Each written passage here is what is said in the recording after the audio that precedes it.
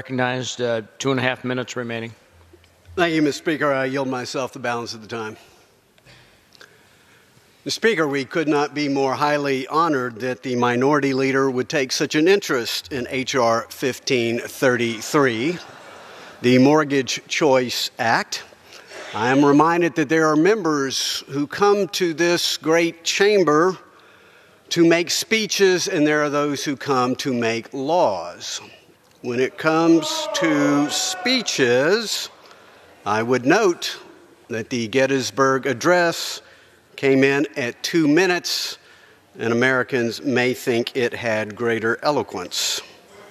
I would note that as the minority leader quoted the Bible frequently throughout her speech, it reminds me of Isaiah 1:18, quote, "Come now, let us reason together, says the Lord." Yet President Trump stood right there in the State of the Union address with his hand out with an olive branch, extending an open hand to work with members of both parties on an immigration reform package. He offered a fair compromise. And instead, the minority leader slapped his hand and called it insulting, Mr. Speaker. She called it lame. She called it dangerous.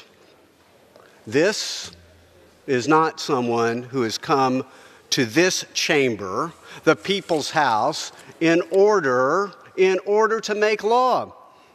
The president he didn't offer legalization, he offered a pathway to citizenship.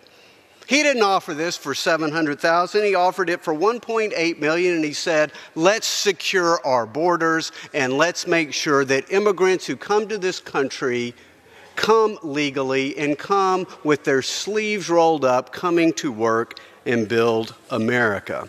There are those who want to solve a problem, and there are those who want to exacerbate a problem for the election. Meanwhile, Mr. Speaker, hardworking Americans need the opportunity to get mortgages to buy their part of the American dream. And everything that the ranking member said, she ought to share it with her own Democrats, because half of them on our committee support H.R. 1533, which is good for America, good for prospective home buyers, and I encourage all House members to adopt it, and I yield back the balance of my time.